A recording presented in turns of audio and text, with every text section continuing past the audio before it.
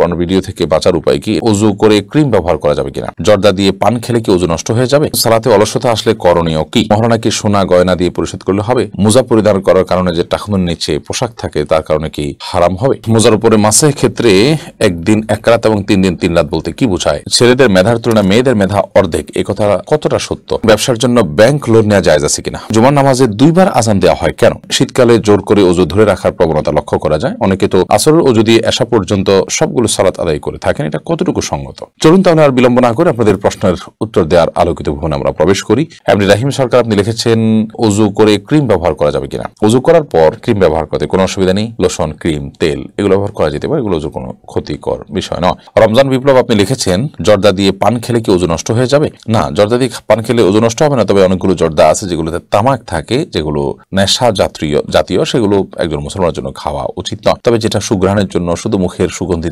তৈরির জন্য জর্দা, সেটি খাওয়া যেতে পারে। এরপরে রোকসানা পারভিন আপনি লিখেছেন সালাতে অলসতা আসলে করণীয় কি? সালাতে যদি অলসতা আসে তাহলে সেক্ষেত্রে সালাতের আগ্রহ বাড়ানোর জন্য, সালাতে মনোযোগিতা বাড়ানোর জন্য সালাতের গুরুত্ব বিষয়ক বিভিন্ন বক্তব্য আছে, শুনতে পারেন এবং সে সম্পর্কিত অনেকগুলো বই আছে, সেগুলো পড়তে পারেন এবং নেককার এবং আব্দে সালেহ বা আল্লাহর প্রিয় বান্দা মুত্তাকি পরহেজগারদের সোহবত এবং সান্নিধ্যে আপনি উঠতে পারেন, ওঠা বসা করতে পারেন, তাহলে ইনশাআল্লাহ বিদিনিল্লাহ সালাতের অলসতা দূর হবে বলে আশা করছি। মাহমুদুল হাসান লিখেছেন মহরণা কি সোনা গয়না দিয়ে পরিশোধ করলে হবে? হতে পারে। মহরণা আপনি যে কোনো জিনিসপত্র দিয়ে পরিশোধ করতে পারেন, এমনকি আপনি তাকে কাপড় চোপড়, মোবাইল ইত্যাদি দিলেন আপনার স্ত্রীকে, সেটা আপনি মহরণা হিসাবে দিলেন, তিনিও যদি সেটা মহরণা হিসাবে ধার্য করার পরে সম্মত থাকেন, তাতে কোনো অসুবিধা নেই। আপনি ঠিক করলেন যে আমি মহরণা, ধরুন তোমাকে আমি 10টা শাড়ি দিব, 20টা শাড়ি দিব, কিংবা তোমাকে আমি একটা মোবাইল ফোন দিব, তিনিও রাজি হলেন, এটাই মহরণা, তাহলে হতে পারে। অথবা মহরণা ধার্য করা হচ্ছে নগদ অর্থই, কিন্তু পরিশোধ করার ক্ষেত্রে নগদ অর্থের বিপরীতে আপনি স্বর্ণ দিলেন, তিনি যদি সেটি গ্রহণ করেন কোনো অসুবিধা নেই, এটি মনে হিসেবে গ্রহণযোগ্য হবে।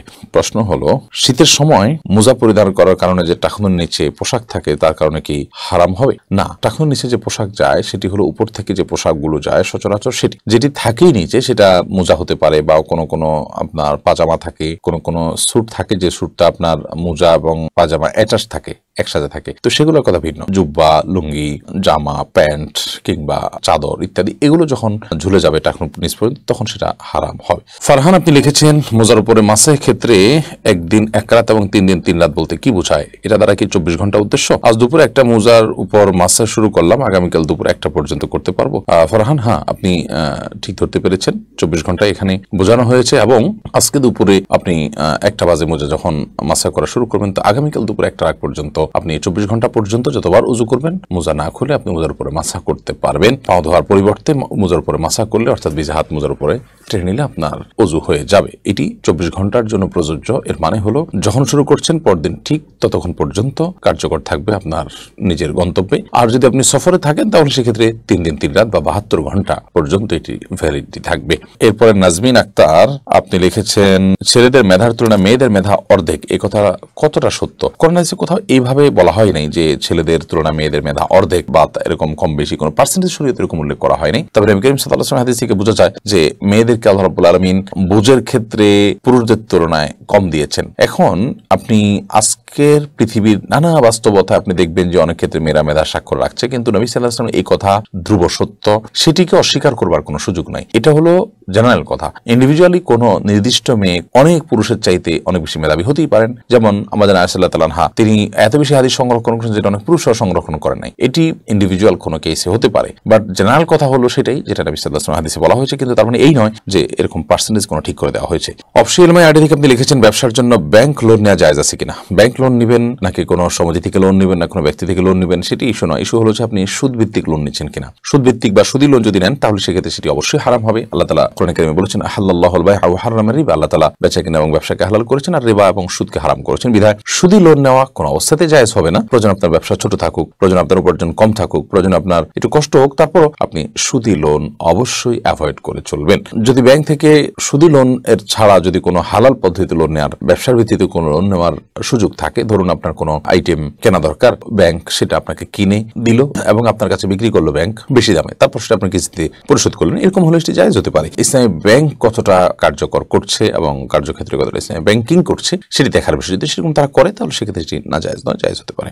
এমনি ইকরামুল হক আপনি লিখেছেন জুমার নামাজে 2 বার আজান দেওয়া হয় কেন? ভাই ইকরামুল হক, জুমার নামাজে মূলত দ্বিতীয়বার যে আজানটা দেওয়া হয় ইমাম সাহেবের সামনে দাঁড়িয়ে এই আজানটি মূলত নবী করিম সাল্লাল্লাহু আলাইহি ওয়াসাল্লামের সময় থেকে ছিল। পরবর্তীতে ওসমান রাদিয়াল্লাহু তাআলা ইসলামের তৃতীয় খলিফা, তার শাসন আমলে দেখা গেল যে মুসলমানদের সংখ্যা প্রচুর পরিমাণে বাড়লো এবং ওই দ্বিতীয় আজান শুনে মানুষ মসজিদে আসতে পারলো না, টের পায় না মানুষ যে কখন ওয়াক্ত হয় না হয়। তখন ওয়াক্ত হওয়ার সঙ্গে সঙ্গে মসজিদ নববী থেকে একটু দূরে মদিনার একটা খোলামেলা জায়গাতে আজান দেওয়ার নির্দেশ তিনি করলেন যে এই আজানটা হলো প্রথম আজান ওয়াক্ত হওয়ার পর। এই আজানটা হলো মদিনার আশেপাশের দূর দূরান্তের মানুষদেরকে ঘোষণা দেওয়ার যে আজকে জুমার দিন, সাধারণ কোনো দিন নয়, এবং মসজিদে এসে জুমার জামাত সালাতের সাথে আদায় করতে হবে সেটি জানিয়ে দেওয়া মানুষকে। তো এটার জন্য তিনি এটির প্রচলন দেন এবং এটি খোলাফা রাশিদা সহ অন্যান্য সমস্ত সাহাবায়ে কেরাম মেনে নেন।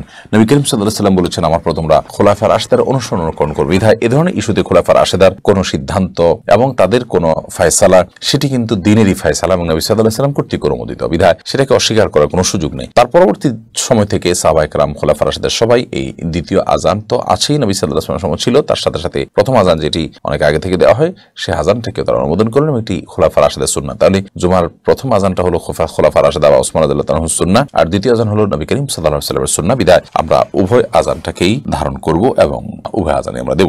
ব্যাপারী আশরাফুল আলম আপনি লিখেছেন, হুজুর পর্ন ভিডিও থেকে বাঁচার উপায় কি? এটা থেকে বাঁচার উপায় হলো প্রথমত নিজের বিরুদ্ধে নিজে একটু হার্ড অ্যাকশনে যেতে হবে এবং প্রয়োজনে এ ধরনের ভিডিও ইত্যাদি সবগুলো রিমুভ করে নিজের সেট, মোবাইল ইত্যাদি এগুলোকে পরিচ্ছন্ন করতে হবে। প্রয়োজনে মোবাইল সেট পরিবর্তন করে বাটন ফোনে চলে যেতে হবে। মোবাইল ফোন হাতের কাছে রাখা যাবে না, বিক্রি করে কাউকে দান টান করে 6 মাস 1 বছরের জন্য দূরে সরে যেতে হবে। সেই সাথে নির্জনতা পরিহার করতে হবে এবং খুবই নেককার, মুত্তাকি, পরহেজগার মানুষগুলোর সাথে একান্তে সারাদিন উঠা বসা, তাদের সাথে মেলামেশা করার চেষ্টা করতে হবে। নজরুল ইসলাম আপনি লিখেছেন, শীতকালে জোর করে ওযু ধরে রাখার প্রবণতা লক্ষ্য করা যায়। অনেকে তো আসরের ওযু দিয়ে এশা পর্যন্ত সবগুলো সালাত আদায় করে থাকেন, এটা কতটুকু সঙ্গত? শীতকালে ওযু জোর করে ধরে রাখার যে প্রবণতা, এটি মোটেও ভালো কিছু নয়। বরং ওযু যদি কখনো চলে যাওয়ার উপক্রম হয় সেটা স্বাভাবিকভাবে আপনার করে তারপরে ওযু করে পুনরায় সালাত আদায় করা উচিত। কারণ ওযুর প্রেসার, ওযু ভঙ্গের প্রেসার এবং বাথরুম, টয়লেট কিংবা পেশাব অথবা বায়ুর যদি প্রেসার থাকে, প্রেসার নিয়ে আপনি যদি সালাত আদায় করেন অবশ্যই সালাতে মনোযোগ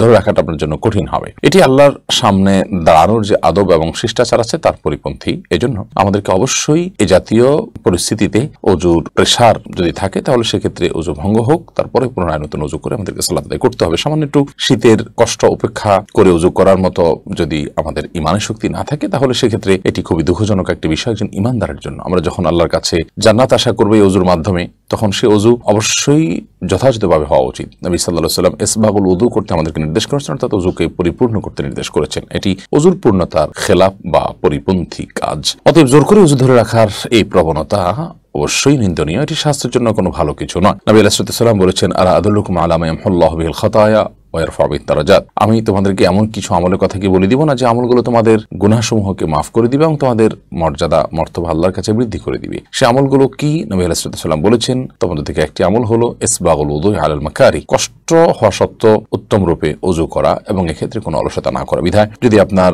বায়ু, পেশাব কিংবা মলত্যাগের কোনো প্রেসার থাকে তাহলে সেক্ষেত্রে আপনি অবশ্যই সেটি করে তারপরে ওযু করে সম্পূর্ণ ফ্রেশ এবং পরিচ্ছন্ন অবস্থায় আপনি সালাত আদায় করবেন।